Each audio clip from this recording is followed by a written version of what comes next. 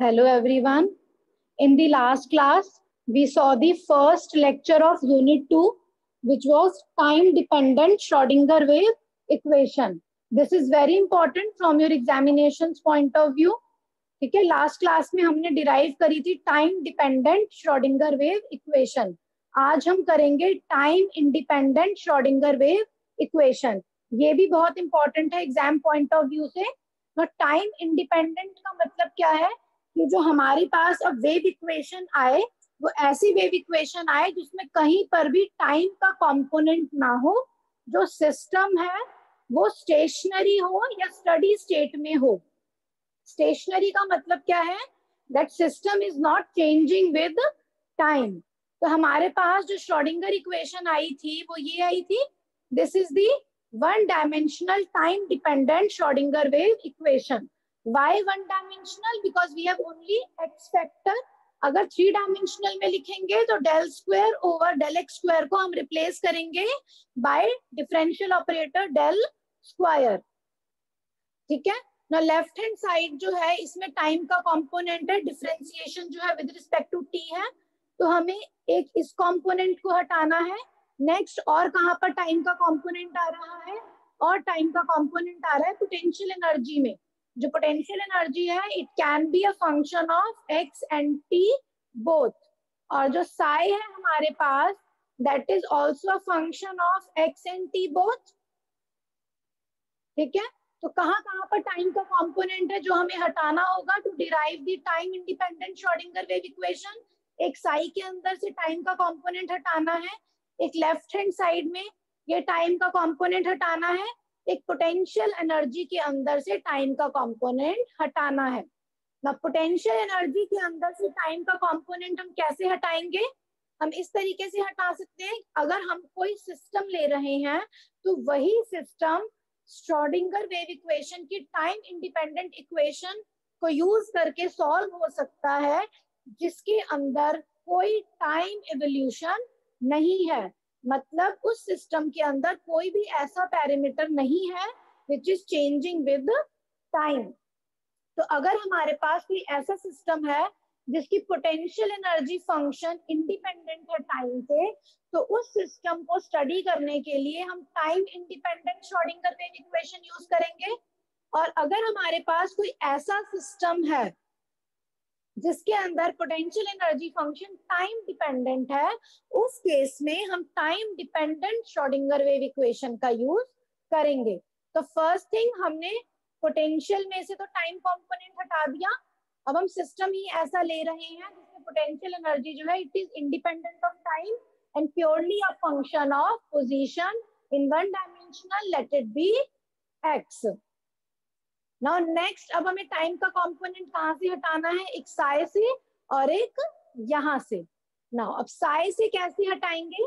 देखो Sai x T क्या है ये, इसका मतलब क्या है कि जो वेव फंक्शन है इसकी जो फॉर्म होगी, हमें नहीं पता क्या फॉर्म होगी, पर इसकी जो फॉर्म होगी उसमें पोजीशन का फैक्टर भी आएगा, टाइम का फैक्टर भी आएगा.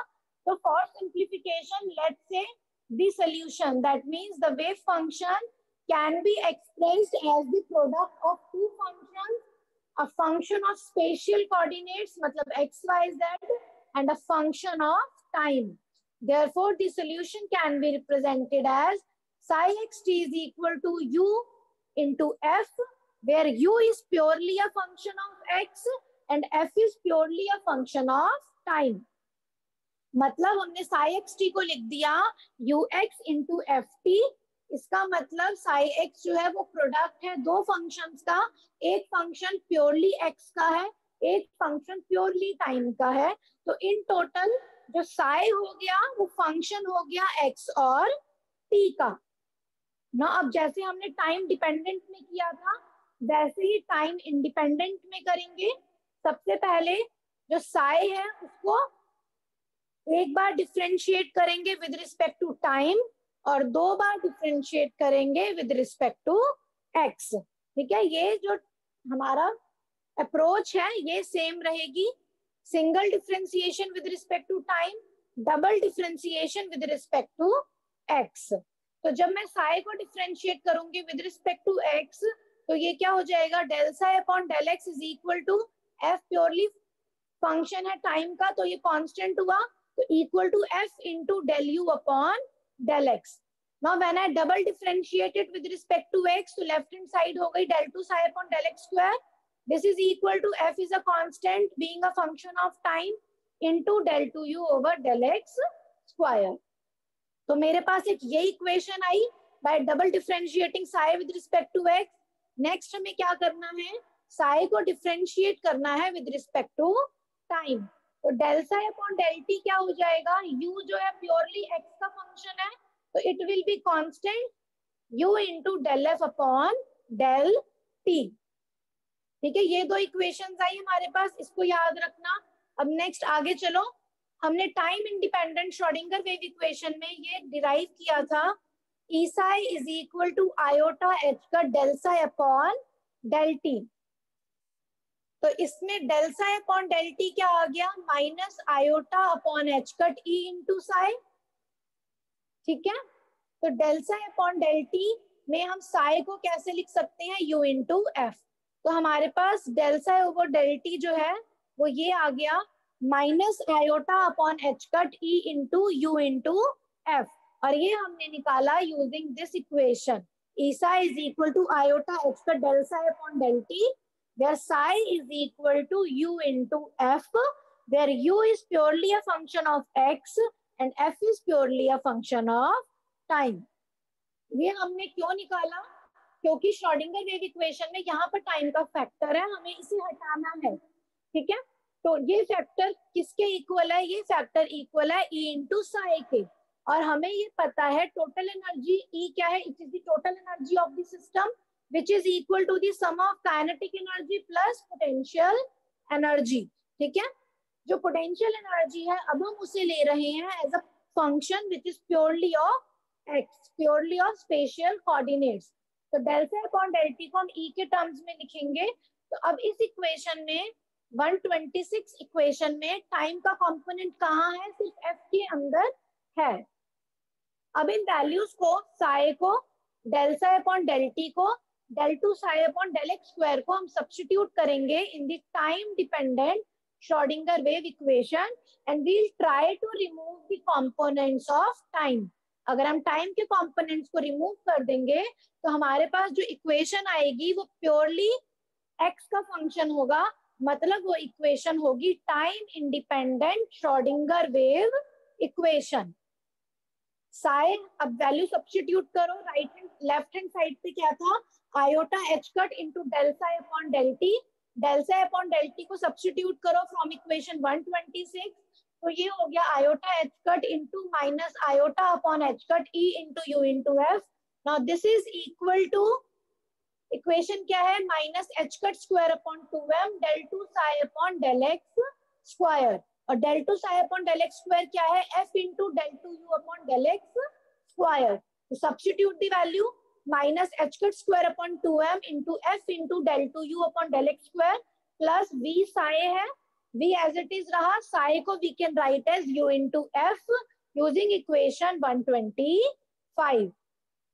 तो हमारे पास अब ये इक्वेशन निकल के आई. इसमें देखो टाइम का कंपोनेंट अब कहाँ है, लेफ्ट हैंड साइड में सिर्फ एफ के अंदर है, it is a function of time.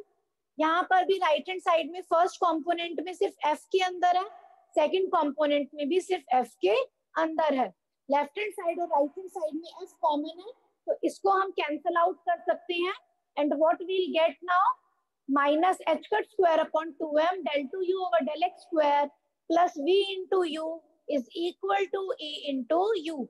H cut से एच कट कैंसल आउट होगा, आयोटा स्क्वायर -1 होता है, माइनस माइनस प्लस हो जाएगा, तो ये हो गया e इंटू यू.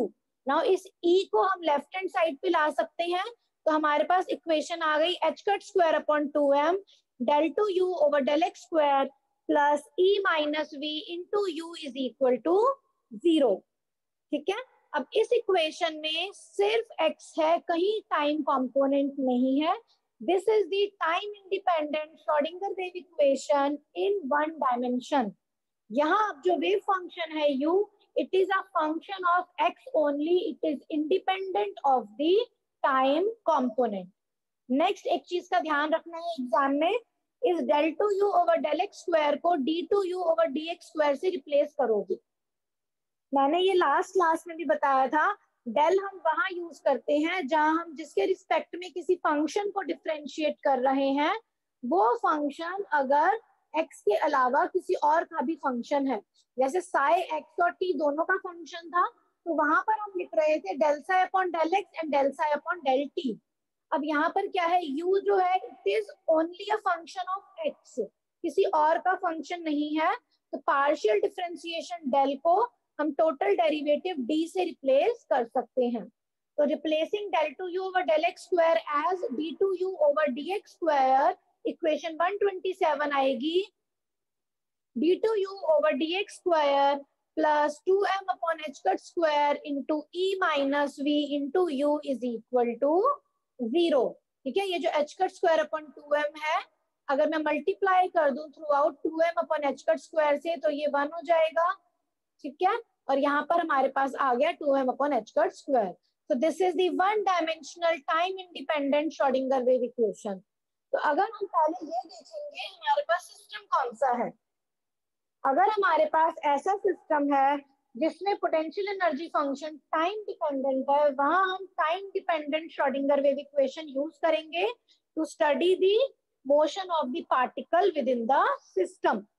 लेकिन अगर हमारे पास कोई ऐसा सिस्टम है जिसमें potential energy function time independent है, वहां पर we can use time independent Schrodinger wave equation. ठीक है, तो हमारे पास ये इक्वेशन है। टाइम डिपेंडेंट इक्वेशन क्या आई थी, जब हमने v का फैक्टर डाल दिया था, ये हमारे पास टाइम डिपेंडेंट इक्वेशन आई थी।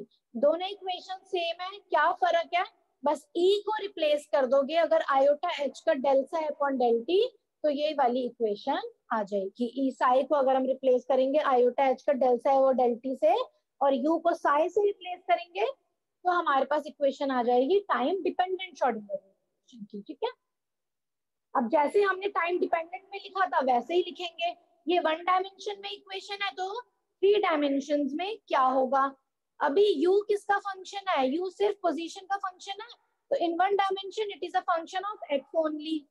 थ्री डायमेंशन में क्या होगा, u is a function of r vector, where r vector is the position vector which is equal to x I cap plus y j cap plus z k cap। ठीक है, इसके coordinates होंगे x y z। So what will be now the time independent Schrodinger wave equation for a particle whose potential energy function is independent of time? Now it is given by d2u over dx square को हम लिख सकते हैं। अब देखो u जो है, अब वो तीन का फंक्शन हो गया, x y और z का, सिर्फ x का फंक्शन नहीं है, तो d को फिर से रिप्लेस कर दिया डेल से, तो del two u over del x square plus del two u over del y square plus del two u over del z square plus 2m upon H cut square e minus v, multiplication में u equal to 0, and del 2 over del x square plus del 2 over del y square plus del 2 over del z square is nothing but the Laplacian operator del square or del dot del. So this is the time independent Schrodinger wave equation in three dimensions. Del 2u plus 2m upon h squared square into e minus v into u is equal to 0. ठीक है, ये equation बहुत important है exam point of view से। अगर exam में आता है derive time dependent Schrodinger wave equation, तो पहले वाला डेरिवेशन करोगे जो लास्ट लेक्चर में है, विच इज लेक्चर नंबर 16। अगर एग्जाम में आता है derive time independent Schrodinger wave equation, तो पहले time dependent Schrodinger wave equation derive करोगे, फिर time independent Schrodinger wave equation derive करोगे उससे। ठीक है, और जब दोनों आएंगे अगर, तो दोनों ही करने हैं। ठीक है, नेक्स्ट अब हम क्या देखेंगे, phase of the time dependent part of the wave function psi. Psi को हमने कैसे लिखा था, product of u into f, where u is purely a function of x and f is purely a function of time. ठीक है, हमने u का component तो देख लिया, u को हम इस इक्वेशन से निकाल सकते हैं, श्रोडिंगर वेव इक्वेशन से। f का कॉम्पोनेंट जो है वो हमें क्या बता रहा है, वो अब हम देखेंगे। तो हमने ये इक्वेशन लिखी थी जब हमने साई को डिफरेंशिएट किया था विद रिस्पेक्ट टू टाइम। तो del psi upon del t आया था u into del f upon del t. और del psi upon del t और क्या था, इस इक्वेशन से जो हमने निकाला था del psi upon del t आया था इक्वेशन 126, उसको भी लिखो। अब दोनों में लेफ्ट हैंड साइड्स इक्वल है तो राइट हैंड साइड्स भी इक्वल होंगी। तो इक्वेशन क्या आ गई, u into del f upon del t is equal to minus iota upon H cut e into u into f. u cancel out होगा तो del f upon del t हो गया minus iota upon H cut e into f t. तो अब हमारे पास जो equation आई है it is purely a function of time. तो डेल एफ अपॉन, इस इक्वेशन को हम कैसे लिख सकते हैं, del f upon f is equal to minus iota upon H cut e into del. अब इस इक्वेशन को हमें सॉल्व करना है, डिफरेंशियल इक्वेशन को कैसे करेंगे, ऑन इंटीग्रेटिंग बोथ साइड्स, दोनों साइड्स में इंटीग्रेशन करेंगे। 1/f की इंटीग्रेशन क्या होती है, log to the base e into l, natural log है ये ln, log e f is equal to del t की डिफरेंशिएशन क्या होगी, minus iota upon H cut e into t. Del t की डिफरेंशिएशन t होगी, 1/f की log f होगी, plus the constant of integration, let the constant of integration is log e f 0, 0 क्यों है, because at t equal to 0। Now इसको हम कैसे लिख सकते हैं इस इक्वेशन को, log ब्रैकेट में F T upon F zero is equal to minus iota upon H cut into E T. अब इसका एंटी लॉग लेंगे तो F T is equal to F zero into exponential minus iota upon H cut E into T. अगर maths आती है, trigonometry, ये सब clear है, डिफरेंशियल डिफरेंशिएशन इंटीग्रेशन आती है तो इस डेरिवेशन में कोई दिक्कत नहीं आएगी। एंटी लॉग जब हम लेंगे हमारे पास ये इक्वेशन आ गई, ठीक है। So this is the expression of F T. So now what will be the expression of the wave function of the wave packet associated with the moving quantum particle? Psi किसका function है, x और t का, तो psi is equal to ux into ft।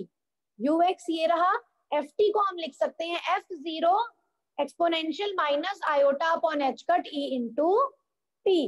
This is in one dimension. इसको 3 dimension में लिखोगे तो कैसे लिखोगे, x को रिप्लेस करेंगे by position vector r vector, f0 as it is, ये एज इट इज, ux हो गया u r vector. Now u is not a function of x only, it is a function of both x y and z, so it is the function of the position vector r। Now इस equation में क्या पता चल रहा है, in this equation ur जो है it gives the amplitude of the wave function psi and phase is given by exponential minus iota upon, यहाँ h कट आएगा, h cut e into t। तो टाइम इंडिपेंडेंट वेव इक्वेशन क्या है, del square u plus 2m upon h cut square e minus v into u equal to 0. It gives the solution for the amplitude of the wave function only and therefore it is also known as amplitude equation. Normally wave function अगर हम लिखते हैं, हम क्या लिखते हैं, a sin omega t minus kx, उसमें हम कहते हैं जो a है वो एम्पलीट्यूड है और जो साइन के अंदर टर्म्स है वो फेज डिनोट कर रहा है कि हाउ द वेव और how the particle is evaluating with time. तो यहाँ पर जो एक्सपोनेंशियल का फैक्टर आ रहा है वो यहाँ पर है, तो this will represent the phase of the wave function and the constants, this ये तो कांस्टेंट है, and this will represent the amplitude of the wave function. तो साई, अगर हमें u पता है तो हम साई भी निकाल सकते हैं यूजिंग द इक्वेशन 131। तो अगर मेरे पास कोई ऐसा सिस्टम है जिसके अंदर potential energy function time independent है तो वहां पर मैं time independent Schrodinger wave equation use करूंगी। और time independent Schrodinger wave equation use करके हम जो वेव फंक्शन निकालेंगे वो वेव फंक्शन जो है वो हमें सोल्यूशन देगा only for the amplitude part of the wave function. तो time independent Schrodinger wave equation को हम एम्पलीट्यूड इक्वेशन भी कहते हैं, ठीक है। तो यहाँ पर हमारा खत्म होता है time dependent and time independent Schrodinger wave equation. जो बहुत इंपॉर्टेंट है, मैं बार बार बोल रही हूँ, ये बहुत इंपॉर्टेंट है for your examination point of view. इसको ढंग से सुनना है, ढंग से समझना है, और एक बार खुद से भी सॉल्व करके देखना, तो ये बहुत क्लियर हो जाएगा। मुश्किल नहीं है, मेन बस दो स्टेप्स हैं। एक, साई की फॉर्मेशन पता होनी चाहिए, इनिशियल साई हम क्या लें, फिर उसके बाद एक बार साई को टाइम के रिस्पेक्ट में डिफ्रेंशिएट करना है, और दो बार एक्स के रिस्पेक्ट में डिफ्रेंशिएट करना है। फिर वन डायमेंशन को तो थ्री डायमेंशन में एक्सटेंड कर ही सकते हैं by replacing del 2 upon del x square as del square, where del is the differential operator. ठीक है, तो नेक्स्ट क्लास में हम स्टार्ट करेंगे new topic which is eigen values and eigen function.